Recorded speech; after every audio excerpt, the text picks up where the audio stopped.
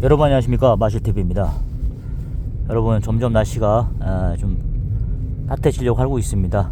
여러분, 하여튼 저도 올겨울 어떻게 버텼는지 진짜 악으로 깡으로 버텼습니다.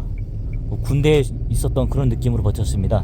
여러분, 하여튼 저처럼 뭐 이렇게 여의치 않게 이직을 하게 된 경우도 있겠지만 나이 먹고 이직하는 건 진짜 도박인 것 같습니다. 여러분, 항상 도전도 좋지만 그래도 좀 안정적으로 가시면 좋겠습니다. 저는 어느 정도 적응을 해가고 있는데, 그래도 뭐 다른 댓글을 보면 볼수록 항상 좀 뭐 내 옷이 아닌 걸 입은 것 같고 막 이런 게 좀 많이 들더라고요. 왜냐하면 전 직장에서 한 7, 8년을 일하다 보니까 그게 쉽게 이게 자꾸 뭐 비교가 된다든지 뭐 이런 게 쉽게 가시지가 않더라고요. 예, 이게 참 무서운 것 같습니다. 거의 뭐 한 10년을 그렇게 버티다가 이렇게 있다 보니까 그 회사가 좋건 안 좋건 간에 그게 아직도 계속 트라우마가 남아있는 것 같습니다. 여러분, 하여튼 이직이라는 거 항상 신중하셔야 될 것 같습니다. 여러분, 오늘 제가 드리고 싶은 말씀은 뭐 또 직장 관련된 얘기입니다. 또 제가 또 워낙 경험이 많다 보니까 그래도 좀 도움이 됐고 있을 것 같습니다. 저를 통해서 여러분들이 실수를 줄였으면 저는 좋겠습니다. 제가 많이 실패했기 때문에, 지금도 실패한 인생이기 때문에 저를 보고 많이 이렇게 좀 도움이 됐었으면 하는 바람으로 제가 영상을 자주 올리고 있습니다. 다소 좀 불편한 기색이 있더라도 여러분 양해해 주시고 그냥 그렇게 해서 이득이 될 수 있는 것만 좀 받아주셨으면 좋겠습니다. 여러분, 예, 감사합니다. 제가 오늘 드리고 싶은 말씀은, 제가 이제 예전에 보니까 휴대폰 뭐 이렇게 성형하는 데가 있습니다. 사출하고 이런 그 회사가 이제 휴대폰 한참 그런 거 만들 때 폴더폰입니다. 한마디로. 예, 그런 거 나올 때 있던 회사였어요. 어떤 무슨 텔레콤이었는데, 저 정확한 상호명 말씀드릴 수 없습니다. 이제 그런 회사였는데, 뭐 거기 사출도 하고 뭐 이런 거였는데, 그때도 보니까 여성분들이 이렇게, 저는 그 회사 다니지 않아요. 친구를 통해 여기 들은 겁니다. 여성분들이 이제 그 회사를 이렇게 새벽에 근무를 하시더라고요. 그 당시 2010년도죠. 예, 2000년도 초반일 거예요. 2006년도 이럴 때쯤. 근데 이 당시 이제 주 야간 근무였어요. 우리가 보통 뭐 용광로 하는 그런 뭐 제철소 이런 분들 빼고는 이렇게 또 그래 쿠팡 이런 게 들어오기 전까지만 해도 야간 근무라는 게 쉽지 않았지 않습니까? 이교대 하는 게 그렇게 많지는 않았는데, 지금 워낙 쿠팡이라는 게 있다 보니까 이게 너무 이제 만연해 있는 것 같아요. 이교대라는 게. 예. 근데 이제 저도 생각이 들었어요. 사실 이게 참 체력적으로 부담이 많이 되거든요. 저도 뭐 1년에, 저는 솔직히 밤잠이 많아가지고, 특히 뭐 9시 넘어가면, 9시 되면은 뭐 이렇게 바로 그냥 골아 떨어진다거나 이제 비실버실 거리다가 이렇게 좀 자는 스타일이거든요. 그래서 뭐 밤을 잘 못 새요. 밤새서 공부해 본 적도 없고 밤새워 일해 본 적도 별로 없습니다. 사실. 그런데 꼭 간혹가다 그런 사람들도 있지 않습니까? 자기는 1시에 자는데, 예를 들어서 맨날 자는 시간이 1시다. 그럼 조금 한 2~3시간 더 일하면은 5시 되고, 그 새벽 새는 거 아니냐. 그 말들도 이해가 가더라고요. 자기만의 그 생활 리듬 패턴이 다 다르잖아요. 좀 이해가 가요. 또 어떤 분들은 자 6시에 끝나고 보통 뭐 12시에 잔다. 그러면은 또 6시 끝나서 또 6시부터 12시까지 하는 알바가 좀 있어요. 그런 것도 간혹 생기거든요. 그러면 차라리 그냥 그 시간에 그 알바하면 돈 더 벌지 않습니까? 5, 60, 예를 들어서 80까지도 벌고 이런 경우도 있거든요.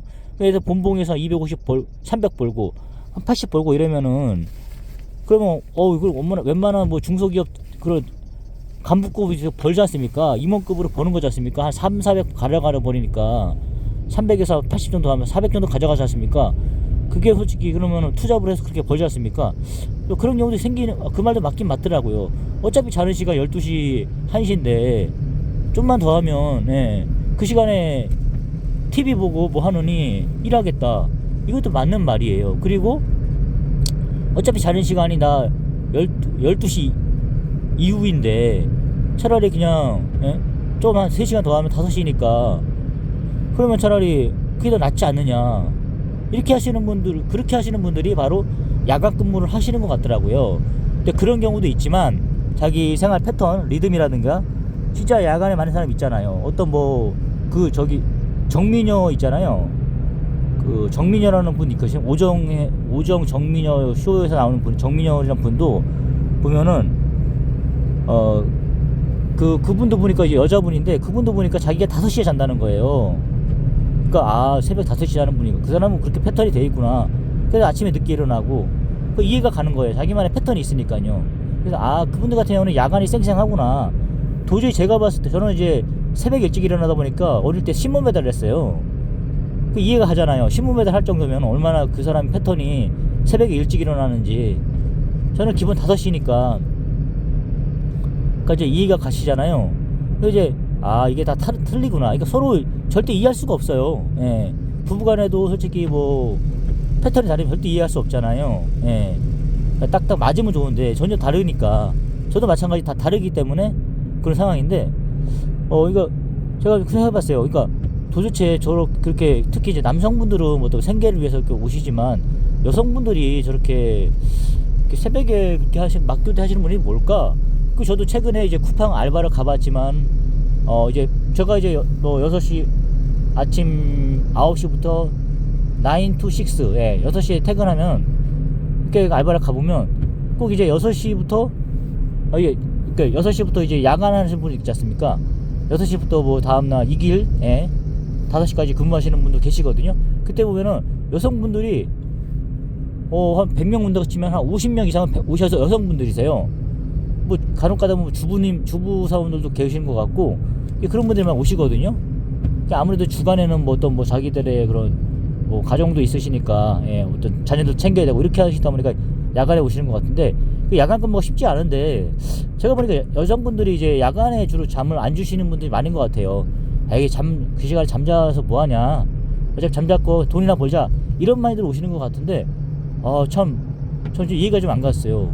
근데 이제 야간이 또 좋은 거, 그분들 노리로 야간이 좋은 거 뭐냐면은 야간에는 어쨌든 급여가 세잖아요. 1.5 예. 심야 근무 철야 근무 하다 보니까 어떤 회사든 간에 그게 티오가 세거든요. 그러니까 저는 처음에 이해가 안 갔어요. 아무리 야간이 근무가 센다 하더라도 티오가 급여가 좀 더 세다 하더라도 그게 많이 무리가 되는 부분이 야간 근무인데 과연 이제 오히려 주야간 뽑는 데가 있으면 오히려 야간이 더 주간이 더 치열하지 않을까 이런 생각을 해봤거든요. 근데 생각보다 야간을 지원하는 분들이 좀 많은 거예요. 도대체 이런 이유가 뭘까? 저는 그런 생각을 많이 해봤죠. 저 피 튀기겠다 주간 근무에서 경쟁률이. 제가 생각해보니까 그렇구나. 어쨌든 간에 우리 사람들의 생활 바이오 리듬 자체가 야간에 적용된 사람들이 꽤 많구나 이런 생각을 하게 되더라고요. 이게 그럴 수밖에 없겠구나 생각을 하게 되니까 이해가 가는 거예요. 도대체 누가 야간을 지원하지? 이런 생각을 해봤거든요. 근데 생각보다 많습니다. 예. 그러니까 정말 그런 게 근데 제가 생각해보면 그런 거 들더라고요. 왜냐면 이렇게 하다 보면은 본인들도 알 텐데 이거 길게 보려고 하는 건 아닐 텐데 짧게 하려고 하는 건가? 생각보다 근데 야간에 하시는 분들이 길게 하시는 분도 꽤 많더라고요.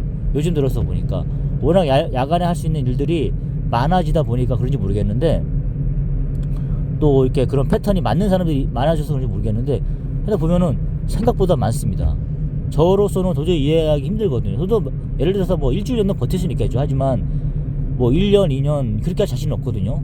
근데 이제 그게 되는 분들이 계세요. 그러니까 이제 사람은 진짜 천차만별이구나 그런 생각을 하게 됐습니다. 예.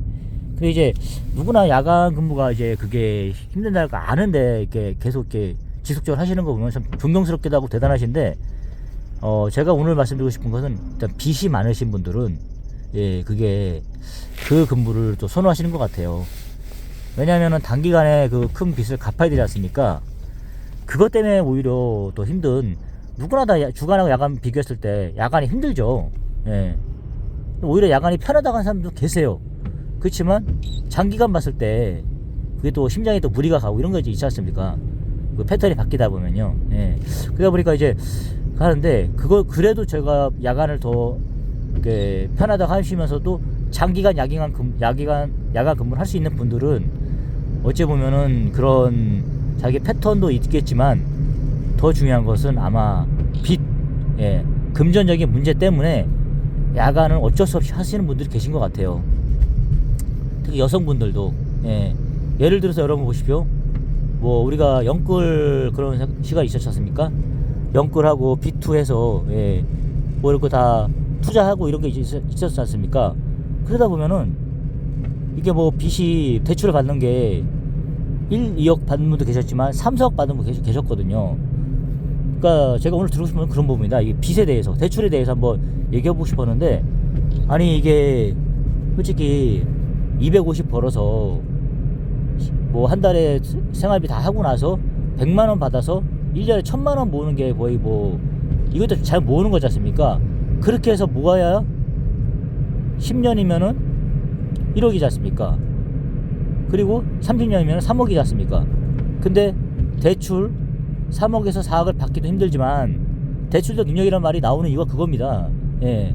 근데 보통 뭐 경기도권에서 아파트 샀을 경우에, 영끌에서 샀을 경우에 뭐 기본 제가 생각하기에, 저도 이제 제가 받을 수 있는 대출 규모는, 그리고 제가 대출 받아서 감당할 수 있는 규모는 최대 2억입니다. 2억. 예.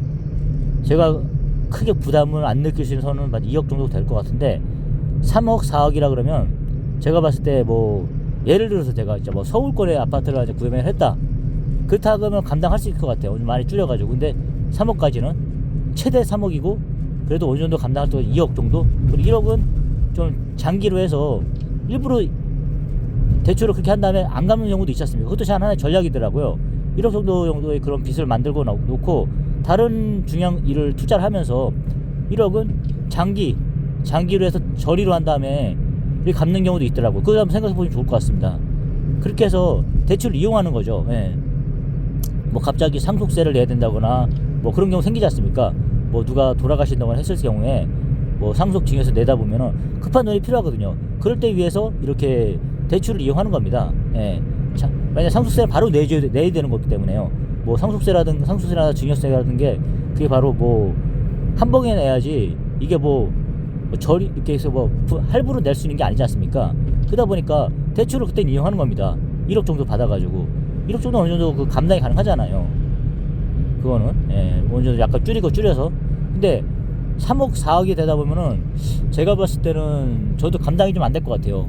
그 대출 원금과 이자까지 합쳐서 100만 이상 나갈 텐데, 그거를 그 약간 매너리즘에 빠질 것 같습니다. 내가 과연 이게 잘하는 것인가, 그런 생각이 들 것 같아요. 근데 그게 만약에 서울 아파트다 그러면 서울 아파트 10억 이상이니까 그렇게 하다면 뭐 장기적인 관점에서 할 수 있겠지만, 근데 이제 보통 서울 아파트를 보통 받으시는 분들은 3, 4억도 이상이라고 하더라고요. 5억 이상이라고 하더라고요. 5억 이상 대출을 받는 것도 저 신기하지만 그거를 갚을 수 있을까? 워낙 직장이라는 게 불안정하고 평생 직장이랑 없는 개념에서 그게 감당 가능할까? 지금 어찌 보면 한몫을 노리고 그렇게 해서 지금 그런 아파트를 구매한 건데, 어떤 뭐 투자차를 구매한 건데 5, 6억이란 그런 빚이 있다 그러면 그게 감당할까요? 그게 진짜 감당 쉽지 않을 것 같아요. 빚이 원금이 그렇고 뭐 이자만 해도 월 200 이상 나갈 텐데 그게 감당할까 싶더라고요. 그러니까 이제 자기가 분수를 알고 그런 걸 투자를 했어야 되는데, 그런 생각이 들더라고요. 저도 봤을 때 이게 만만치 않겠구나. 그러다 보니까 그거를 갚기 위해서 여성분들이나 또 이제 급하신 분들은 주간에 그런 똑같은 환경이라 그래도 주간에 오실 수 없는 거죠. 왜냐면 당장 그런 빚을 갚아야 되니까. 또 내가 이걸 갚게 되면은 저 집을 얻을 수 있으니까 완전하게. 지금 뭐 완전히 한 50%는 은행 거지 않습니까? 그걸 완전히 하기 위해서는 주간에 정산인 근무로서는 그게 감당이 안 되지 않습니까? 뭐 적어도 한 30만원 40만원 격차가 나는데, 주간과 야간 근무 차이가. 어쨌든 야간 근무가 어쨌든 뭐 그 경쟁률이 약할 뿐더러 또 이제 일단 단기간에 급전을 해결하기 위해서는, 그래서 야간에 근무하시는 분 많은 것 같아요. 오히려 야간에 당연히 근무 지원자가 없을 거라 생각하는데, 그래도 주간에 하시는 분들은 금전적으로 그렇게 쫓기지 않는 분들이 주간을 하실 겁니다. 그래, 나는 어느 정도 생활비 구하고 하면 되니까 그렇게 해서 하다 보면 큰 빚은 없으니까. 예를 들어서 그러다 보면은 건강 생각하면서 장기간 할 수 있는 그런 주간 근무를 하려고 하지 않습니까? 근데 그게 아니라 큰 빚을 졌거나 큰 투자를 했을 경우에 단기간 해결해야 되기 때문에 그렇게 주간에 주는 급여로는 감당이 안 되는 거죠. 빨리 갚아야 되니까. 당연하지 않습니까? 빚은 빨리 갚을수록 원리금 이자가 덜 나가니까 그렇게 하기 때문에 야간을 하는 것 같습니다. 제가 곰곰이 생각해본 결과가 이거거든요. 생각해보니까 진짜 이해가 가더라고요. 왜 여성분들이 나오실까? 도대체 왜 이렇게 남편분들은 어떻게 왜 이렇게 여성분들을 이렇게 야간에 근무를 시키는 것일까? 생각해보니까 아무래도 그런 뭐 빚을 떠난 뭐 투자를 위한 빚이 생겼기 때문에 그걸 단기간에 갚기 위해서 뭐 부부가 이렇게 힘을 합쳐가지고 야간에다 같이 근무하는 것 같습니다. 무리가 되는 줄 알지만, 예. 그러니까 진짜 그런 거 보면은 참 먹고 살기가 힘든 거 생각이 많이 들더라고요. 이게 뭐 누구나 어쨌든 우리 다 모두가 서민들이나 그런 거니까, 예. 경제 생활 자체가 이제 또 목구멍이 푸도청이라고 먹고 살기 위해서라면 진짜 뭐든지 해야 되지 않습니까? 그런 면에 봤을 때 가장 힘들다는, 가장 무리가 될 수 있는 게 바로 야간 근무인데, 그거를 이렇게 하시는 분들이 봤을 때 제가 분석해 본 결과 그런 분들이 있더라고요. 무리한 투자와 그리고 큰 빚을 졌거나 하는 분들이 주로 야간 근무에 많이 하시는 것 같습니다. 여러분, 제 분석이 맞았는지 모르겠지만 하여튼 이런 패턴을 알고, 예, 그런 이제 사회 시스템 이렇게 어떻게 흘러가는지 알고 있으면 좋을 것 같습니다. 여러분, 오늘도 좋은 하루 되시고요. 좋아요, 구독 감사합니다.